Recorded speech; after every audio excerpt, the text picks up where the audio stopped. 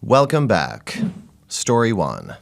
I, 22 female, cheated on my husband, 26, with a coworker last year. I had sex with him once, but all the signs were there, and I had done nothing to stop it. My husband had even expressed concerns about how close we were, and I had just shrugged it off. I confessed to my husband after it happened. We were both distraught, but obviously our pain wasn't the same, and I deserved mine. I thought we were going to divorce, but thankfully, my husband was kind enough to agree to reconcile. Since then, I've had to follow a set of rules to prove that I'm capable of being a loving wife and mother who wants only him. I had to quit my job. I have to share his phone. I have my own laptop, though. I'm not allowed to masturbate or engage with any kind of erotic media. I can't have alcohol, and I can't leave the house alone. These rules have made my life miserable. I know I've made my own life miserable, and this is a really good way of ensuring that I love him and won't cheat again. But as we're heading into 2022, he said the rules aren't going to change anytime soon. I'm concerned for when our daughter's old enough to understand what's going on between us. How can I broach this subject with him without sounding like I want to get away with what I've done without consequences? Edit. Well, it's been miserable with all those things because he's also still very upset at me. I spend all day taking care of our daughter and then kind of doing nothing. And then he comes home and he's upset at me. Or like when we have sex, it starts when he wants it to and ends when he finishes. And I'm not allowed to masturbate or do anything about it after. So what I mean is, it's not really just these rules, but how he uses these rules to punish me. He has every right to be upset at me, of course, and I deserve all this, but I've also been very unhappy. Edit 2. I'm doing this to heal my family so we can stay together and be happy in the future. I have to live through this pain right now to get to what is really important and atone for what I did. Thank you for reminding me of that. It's just really hard sometimes. I wish I had someone I could vent to, or like just a space to talk about this because it gets so miserable and lonely. Just being able to talk about it here has helped. But ultimately, this is more than worth my family being together and happy in the future. Edit 3. I really love him a lot, although our daughter is part of it. It's just that I'm a little bit worn down from having been living like this. I want to heal our relationship though because I love him and our family. I don't think I had a real reason for cheating, but to give one, I was very stressed as a new mother and I was very afraid of the turn my life had taken. I felt like I had gone from a teen to a working mother without any time to adjust, and was not ready for all the stress life was throwing at me. My pregnancy was very hard for me, and I was incredibly anxious the whole time. I genuinely thought I was going to die, and I think both my husband and I thought that would just go away after I had the baby, which it didn't. I also felt like my husband was very dismissive of my worries and feelings and not helping enough.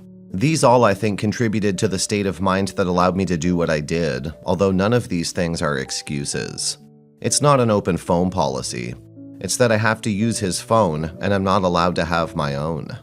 I'm not allowed to leave the house on my own. How would I explain that to my daughter? That's rhetorical though. I know what I'm going to do now. It's hard to spend every day of the year without being able to leave the house on my own, even to get groceries or go for a walk with my daughter or visit my parents. Without ever being allowed to masturbate even when he doesn't allow me to finish during sex, to start with too. I could describe the rest, but I won't. I'm not saying I don't deserve these punishments. I've said many times I do. But to say these are easy things people do every day is not true. I think he does want me to suffer to prove I'm willing to suffer for him, that I love him that much. But you're right that I don't feel it's helping us move forward at all. I tried to ask him before if I could keep my phone, but have no password.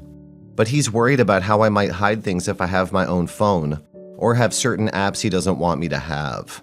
I didn't even think about a mirroring app that could monitor what I do. I'll try to suggest it to him. Divorce should have been considered. His response to your infidelity goes beyond what's healthy for reconciliation after cheating. It might be more beneficial to begin with individual therapy and then progress to couples counseling. Although I would exercise caution with couples counseling until both of you work through underlying issues. like why the cheating happened and why he believes his approach to reconciliation makes sense. However, it's important to assess whether he can truly move past this. If you doubt that's possible, divorce would be inevitable. Comments. You cheated on him when you were happy with him. You destroyed him, and now you're not happy. Why are you staying? Divorce him. He won't heal in your presence. It's good for both of you. Don't play the victim. Your husband is stupid enough to take a cheater back, but you're the problem. You are the reason why your family is ruined and the way it is. Divorce him and understand it's all on you. He needs therapy and to heal on his own. He's mentally unstable, and every time he sees you, he can see what went wrong with his marriage. When your kid grows up, explain what you did and don't make it sound like you're the victim. Cheaters who can't face the consequences of their actions really are disgusting people. A fair fog is one thing, but dude has her on a metaphorical leash. If she can't leave the house alone, that doesn't make sense. He's boomeranged into an abusive, controlling environment. Nothing excuses her cheating, and she does deserve consequences for that, but has to be reasonable. Like being divorced or getting a new job and removing all contact with the affair partner, changing her number, etc. Being chaperoned or having her masturbation habits monitored isn't sensible. It's unusual punishment and not a healthy way for them to actually attempt reconciliation if that's what they want to do. Story 2. I'm 29, husband is 31, ex is 26. Me and my husband have been married for 4, whereas me and my ex have been together for 5. Ex was 17, I was 19 for anyone wondering. I always had an amazing chemistry with my ex. He was my first and I was his first. We took each other's virginity, however, he was abusive. We moved in together when he was 19, we both worked. I eventually got pregnant when I found out he cheated on me multiple times throughout the relationship. He became abusive, and eventually I lost the baby. I never got off from it. My ex further turned abusive and manipulative, and soon after he broke up with me and threw me out. I'm not very much attractive. I've got scars given to me by my ex, childhood trauma, and my parents weren't supportive of me and my ex. So when we broke up, they didn't help as much as they were so righteous and believed it was my fault. I met my husband when I was 23 and worked for a small firm. He was one of our big clients. I was blown off by him. He was everything a woman would dream of. Charming, young, handsome, got his life together, and damn humorous. We became friends, and after a year we started dating. He was warm, felt home, someone you could always count on. This is what makes me even more guilty. He always told me dignity was most important to him and how he hates cheaters. We got married a year later, and fast forward to now, we're doing great. 2 weeks back, my mutual friends organized a party and homecoming type even where every high school friend of mine would be at. It was exclusively for us, and hence my husband couldn't join us. I saw my ex there. He's changed, looks amazing. I found out he improved a lot. I drank a few glasses and he came over asking me to dance. I told him I can't do it because I was married. My friends pushed over, saying it was an innocent dance. I couldn't resist, and we danced a bit when he leaned in. It was a big mistake. We kissed. It was passionate. Some people clicked our pics. I found this out later on. It wasn't me. I was drunk and barely in my senses. He pulled me over, and we started kissing right on the dance floor while everyone was watching. I don't remember much, but he pulled me over and drove to his house. My husband called me multiple times, but I couldn't answer him. I woke up in the morning naked beside him. He showed me a video of us doing it and him saying, "I love you," and I whispering it back. I'm devastated. I left his place and asked him never to contact me again. My husband was suspicious at first, but I lied to him I was with friends.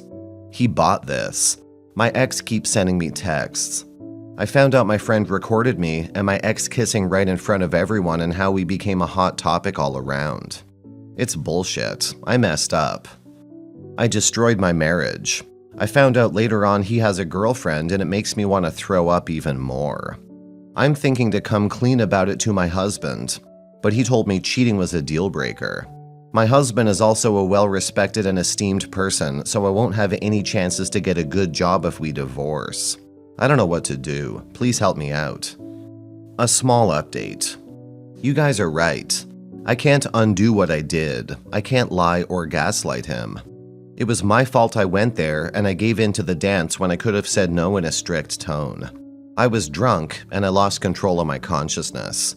But this isn't an excuse. I screwed up, massively.